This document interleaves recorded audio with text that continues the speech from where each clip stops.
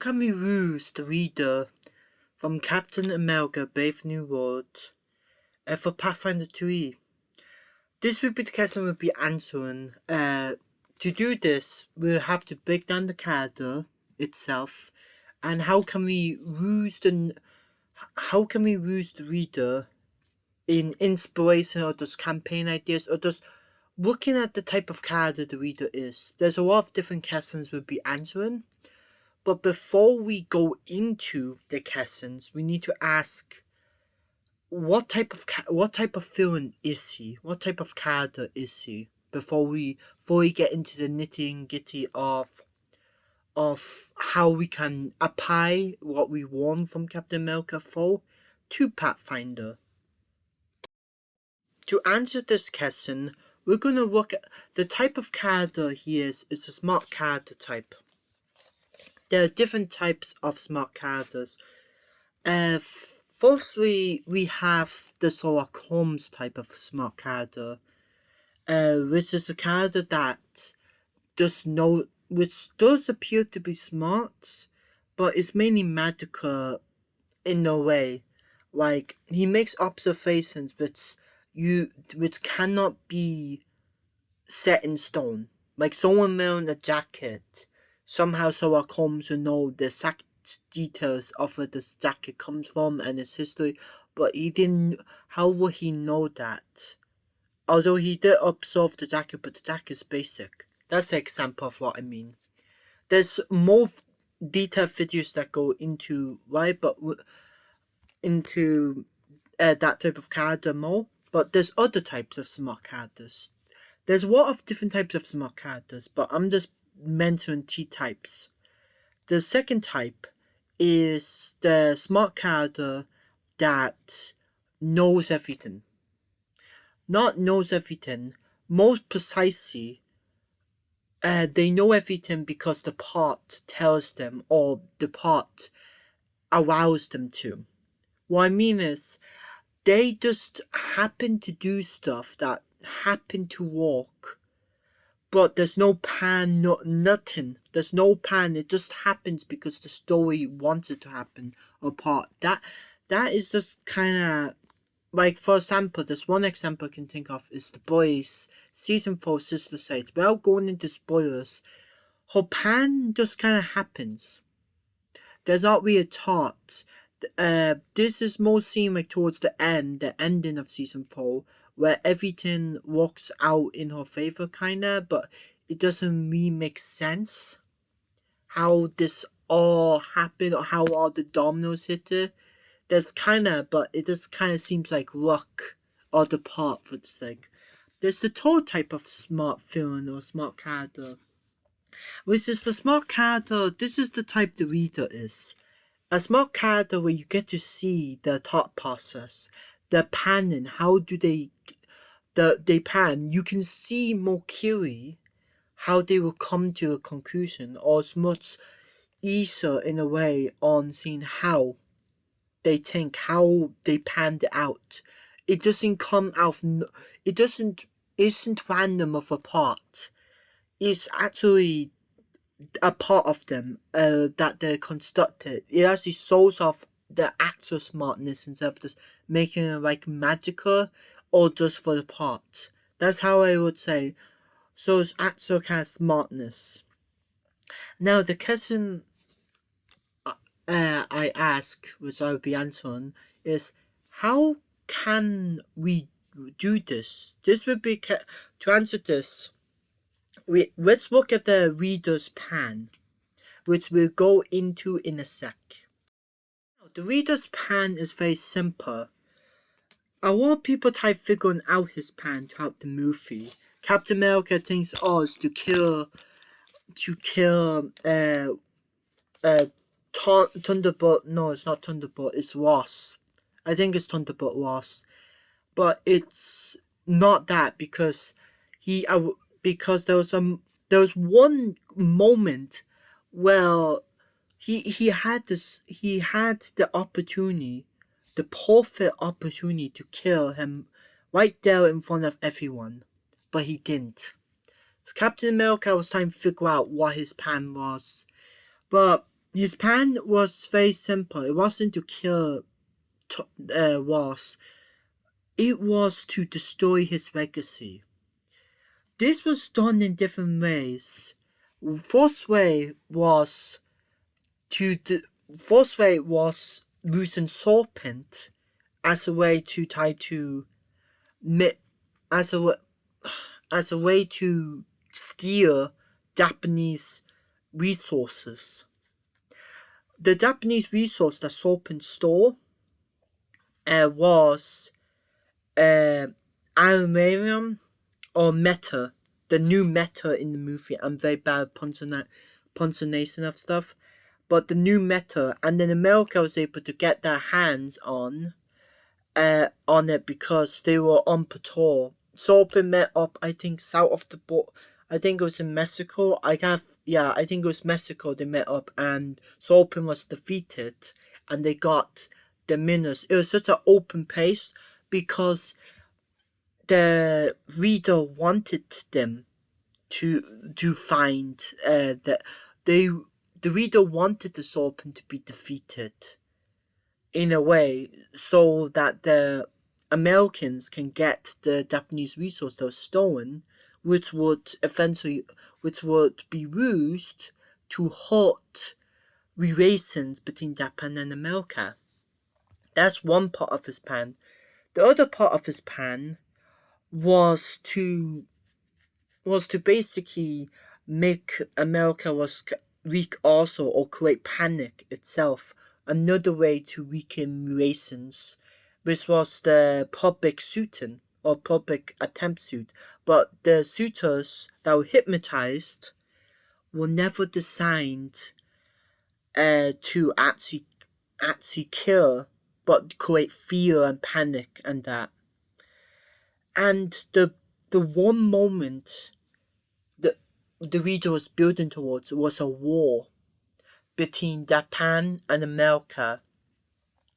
So there's that part. He wanted a foreign war, but also he wanted Thunderbolt Ross to turn into the Hulk or Hulk on that specific ships when they were into the island of the Celestial, like, in the ocean. Like, but yeah, that's Sylvester. So the reader called him to try to annoy him, like, give into your fear, give into your anger. More give into your anger. So that was the reader's plan. You may be wondering, how the hell did the reader make him into Hulk? That was also part of his plan, which was the medicine that was designed to help Thunderbolt Ross. Was actually making him so into Hulk, or making it more easier active because it had gamma radiation. That was his overall plan itself.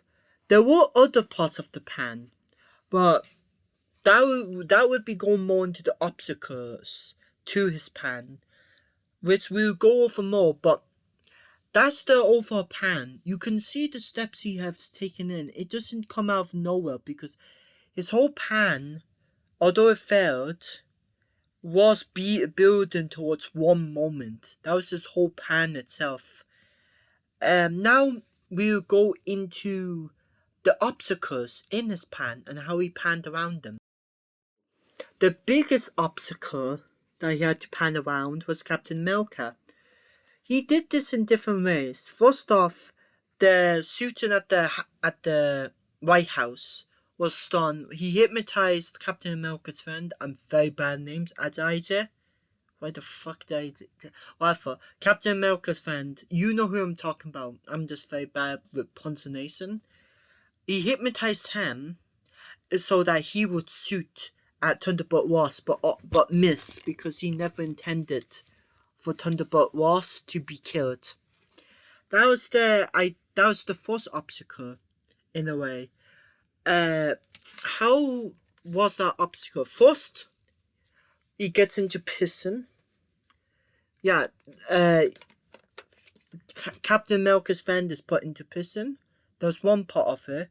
The second part was, once Captain America was getting closer, he would have a shooting happen where a god would be hypnotized and shoot the suitors, leaving only Captain America's friend alive. That was the plan with that was to use that as bait itself, but Captain America didn't fall for it. The other thing that he used as to deal with the obstacle was more area, like not area to the shooting, but like in between the shooting and the guards shooting the suitors from the White House, was to use Sorpin's reader as a way to like try to kill Captain America. The reader never thought Captain America would die in that fight. He kind of saw that as a way to, I see it as a way to slow down Captain America, or to get acquainted with also Captain America. That was the obstacles. However, there were things that didn't go according to plan, according to obstacles, and he had to adapt. First off, Captain America and Falcon did not fall for the bait. Falcon kind of did, but Captain America said, no, we're not going back. He wants us to go back to delay us and stop us from going to Camp Echo 1. So it's the first thing. That was the first thing that was an obstacle that he had to adapt to. He adapted to it when he saw them both in. He had the sound tin that was just there already, but he used hypnotized people, guards at the Camp Echo 1 base to slow down Captain America and overwhelm Captain America and Falcon as he made his escape. That's the first thing that he adapted to. That's how he adapted.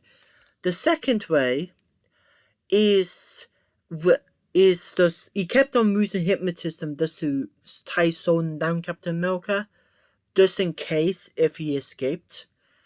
The second way he did was like his whole plan getting ripped apart. Remember earlier how I was mentioning that war between, I didn't fully explain the war itself. How he would create the war was hypnotism as itself. He was going to use hypnotism to hypnotize two of the pilots to attack the Japanese. That was the plan. And the problem with that was Captain America was able to defuse the situation between two of them by going up in the air, and events. It was a small bit of a conflict, but they were able to stop it before the reader was able to re-get under Thunderbolt Ross's skin. So his whole plan failed. He was so angered by that itself, so he had to adapt. Now, how did he adapt to the obstacles? He adapted to them by creating a new plan. He couldn't think of anything. The only thing he could think of was exposing himself. So he literally handcuffed himself in and basically uploaded his phone calls that he had earlier in the film with Thunderbolt Ross on speakers when the president was doing a speech, was doing a conference or something for the public. So then the reader was very happy with his success. He finally got to turn Thunderbolt Ross into the Air Hawk. That was how he succeeded in his plan. He still got arrested, he was still kind of defeated, but he was finally able to succeed somewhat in his plan, although his original plan failed so badly because of Captain America. Now, looking at the reader, how can we warn from the reader as when we're applying it for films in a Pathfinder campaign, one shot or something like that? we'll discuss that now. There are many ways to do this, to take from the reader. You could have a film on hypnotism, but having the main takeaway is having a film that's able to adapt to the players themselves. A film that won't be just written or magical. A film that you can see. You can have a film have a pan, a fall on. The reader works so well is that he has a foreign goal. He's an active film, and he has one simple goal itself, which is to destroy the legacy of Thunderbolt Ross. Simple motive can be good. You can have a film complex, and also have him active, but also make him be able to adapt. Make your films be able to adapt to stuff, to whatever the players taught them itself. So having a good understanding of your players as the DM is really important, because you can't really make a reader villain because villains can be killed off very easily. It depends on the vibe of your party. If all of them are murder hopefuls, they probably don't want they probably would just kill the reader on sight or something. But yeah, you have to see how the party would react, or it could be unpredictable. But yeah, taking just panning out the villain's purpose, like his pan, and just the steps involved and how he will, like, if he wants to take over kingdom, how is he gonna achieve it? Let's say there's a film that wants to seize political power. How will he go about it? What are the steps, and what happens if the players do something? You have to be able to adapt like that. There is a lot of different ideas we can work with. But yeah, just the pan and the steps involved. It can be a Ritz. How does the Ritz remain immortal? What are the steps he's going to take? What are the calculators smart? He doesn't have to be smart, but they have to be reasonable in a way, but also be able to adapt.